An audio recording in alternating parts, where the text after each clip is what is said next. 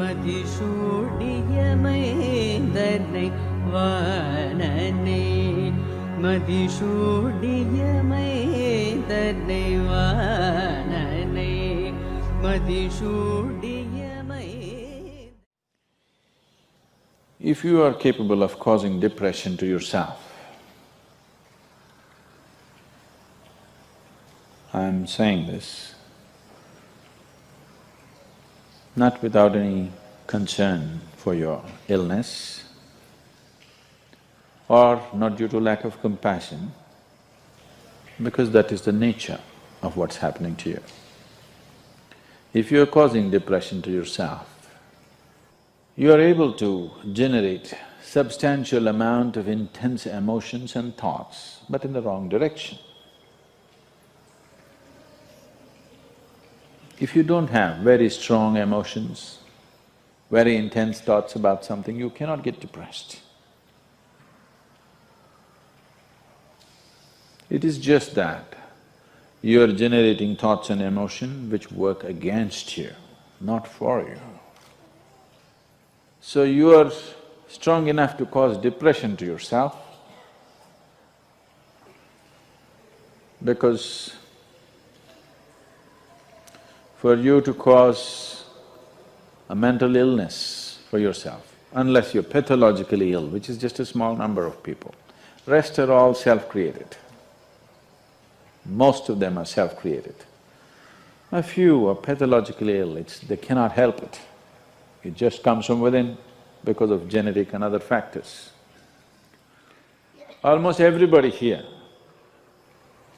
if we train them towards a certain kind of thought process and emotion and push them a little bit with the outside situations, almost everybody will go lose their mental balance. They will become clinically ill. They can be driven to madness, I'm saying, because the line between sanity and insanity is very thin. People keep pushing it. You get angry, you're pushing the line. It's a thin line. In fact, when you get angry, you know you're pushing the line. That's why the expression, I was mad at somebody. You're not mad at somebody, you're just going mad. You cannot be mad at somebody. You're just pushing your sanity, the boundaries of sanity, and moving into insanity for a certain period of time and coming back. You do one thing, every day you try this, 10 minutes a day, try intense anger on somebody. What? You will see in 3 months' time, you will be clinically there. Yes. Just try it if you want. Because if you keep pushing the line, you go mad and you come back, you go mad and you come back, one day you're not able to come back, that's all. One day you're not able to turn back, then you're clinically ill. You must understand, even if you got angry for a moment, you're already ill. Maybe you don't get the certificate of diagnosis. They don't slap a certificate on you that you're gone, but you are going, isn't it? You think it's your right to throw tantrums, you think it's your right to get angry with people, you think it's your privilege to be depressed so that you'll get attention from somebody. You keep playing this, one day you will not be able to turn back. Keep crossing the line every day, one day you will see you cannot cross back. That day, you need a doctor. Till then, everybody needed a respite from you, but the day you can't cross back, they get the respite because now they can catch you and give you to a doctor. Otherwise, you're temporarily going mad every day, many times a day, They cannot even send you to an asylum, they have to bear with you, your family, your friends, your people around you. If you get at least truly clinically ill, we can hand you over. There's one temple in Tamil Nadu, where they chain you and keep you. Where there is no hospital, no psychological for ailments, there's no hospital, there is a temple that somebody created which is supposed to push people back into sanity. So, families just take them and leave them there, they're shackled and left in the temple. You give them some money, they'll feed you, and you're just there like an animal, tied up. I think if hospitals were run like this, a lot of people wouldn't go crazy. They would maintain their sanity. Right now it's too deluxe. If you make hospital extremely comfortable, it'll become an incentive to become sick. And you have incentives in your life to become ill, right from your childhood. You got the maximum attention only when you fell ill. When you are happy, they screamed at you. When you squealed in joy, they screamed back at you, adults. You… then boo-boo, boo-boo, boo-boo, boo-boo. When you are a child, physical illness is good because you'll get attention from your mother and father and everybody around you, and you don't have to go to school on that day. So you learn the art of falling physically ill. But once you get married, you learn the art of becoming mentally ill. Because if you want to get attention, you go sit in a corner, act depressed, people will pay attention to you. So, you keep playing this game, one day you're not able to cross the line back. That day, you're clinically ill. Unfortunately, in many ways, not just in the way that I said now, in many different ways, I would say 70% of illnesses on the planet, all kinds, are self-created.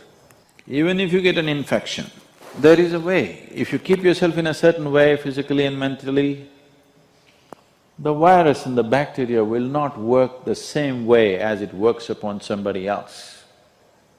If you set yourself like this, no matter what's happening, anyway, I have to go and do this, this and this. There's no break from that. The last 29 years, I have not been able to cancel one program because I'm running temperature, I got a cold, I got this, I got that. It doesn't matter what's happening, what you have to do, you anyway have to do. You can't turn back on that.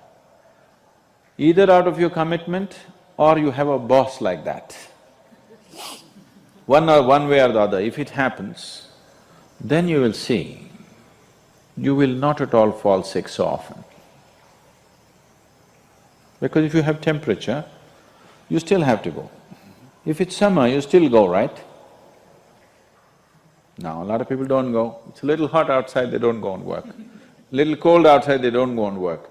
A little raining, they won't go and work. A snowflake, they will not go and work. This is just weather.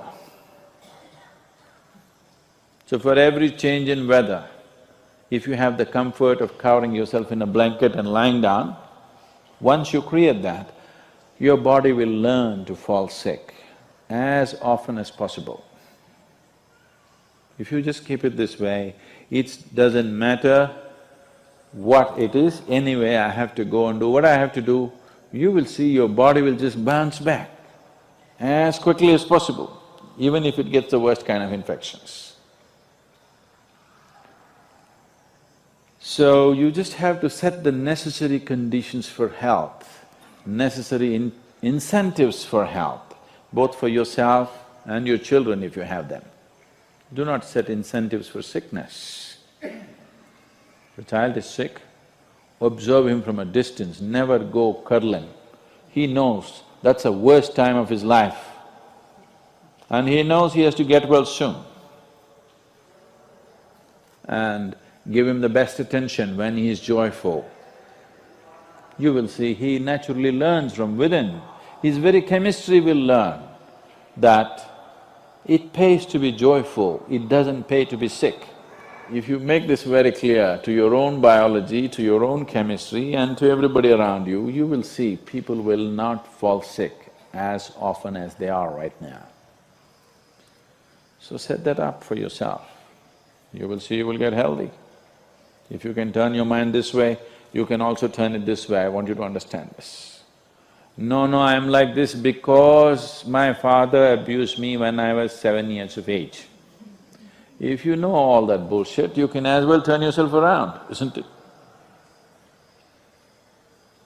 It's time.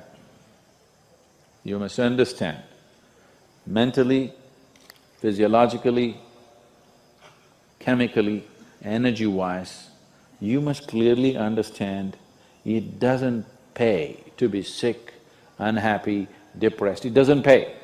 To be joyful and ecstatic, it pays. If you make this clear to all these people inside, they will all behave properly. Bharatam Mahabharatam